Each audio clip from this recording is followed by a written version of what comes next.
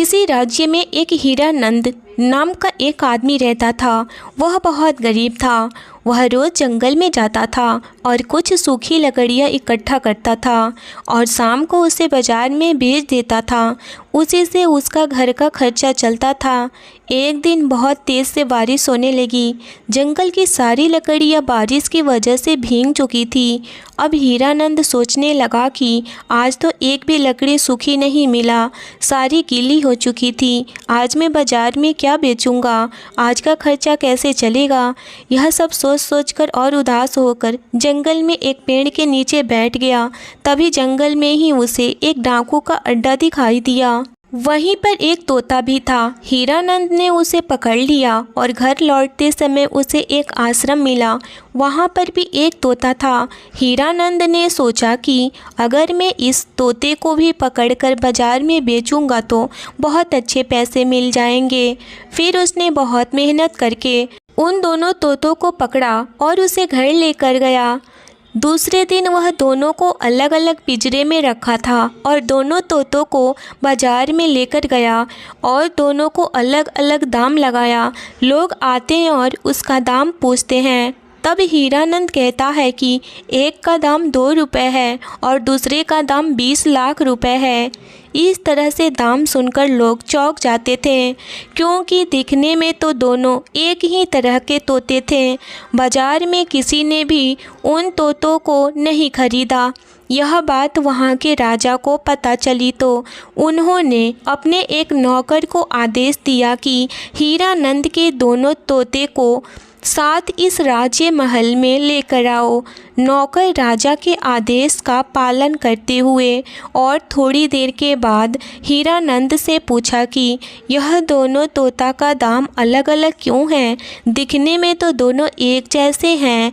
तब हीरानंद ने कहा कि महाराज, इसका कारण मैं अभी नहीं बताऊंगा। जब आप इसे खरीद लेंगे तो आपको अपने आप समझ आ जाएगा। उस समय यदि आपको लगे कि मैं इनका दाम गलत बताता हूँ तो आप मुझे सज़ा दे सकते हैं। राजा ने हीरानंद के कहने पर दोनों तोते को खरीद लिया और उसे पैसे दे दिया। हीरानंद खुशी खुशी अपने घर चला गया। दूसरे दिन राजा सुबह सुबह उन दोनों तोते को देखने गया। जैसे ही वह एक पिंजरे के पास गया, वैसे ही उस पिंजरे के तोते ज़ोर ज़ोर से चिल्लाने लगा, अरे दौड़ो दौड़ो, उसे पकड़ो, यह दुष्ट कहाँ से आ गया? मारो इसे, मारो, इसके हाथ पैर तोड़ दो, इसका गला काट दो, इसे लूट लो। राजा को उस तोते का बोली सुनकर बहुत गुस्सा आया। वह तुरंत वहाँ से हटकर दूसरे तोते के पास गया। राजा को देखते ही दूसरा तोता बोला, आइए आइए महाराज, आपका स्वागत है। हमारे कुटिया में मेहमान आए हैं, बैठिए, इनके लिए पानी लाओ। यह सुनकर राजा को बहुत हैरानी हुई।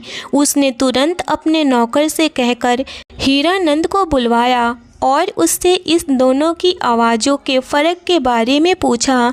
हीरानंद ने बताया कि महाराज, मैं एक तोता को डाकुओं के अड्डे से और दूसरे को एक ऋषि के आश्रम से पकड़ा था। डाकू लोगों को मारते पीटते और गालियाँ देते हैं और लूटते हैं।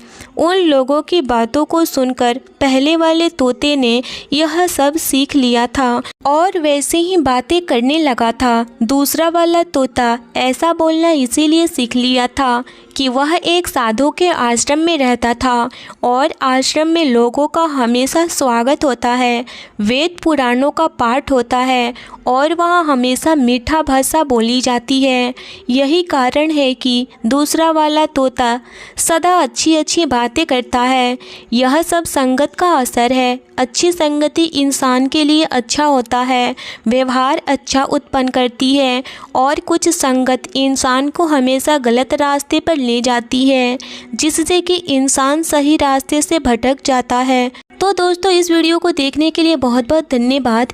इस चैनल पर नए हो तो चैनल को ज़रूर सब्सक्राइब करिए और कहानी अच्छी लगी हो तो एक लाइक ज़रूर करिए और शेयर करना ना भूलिए।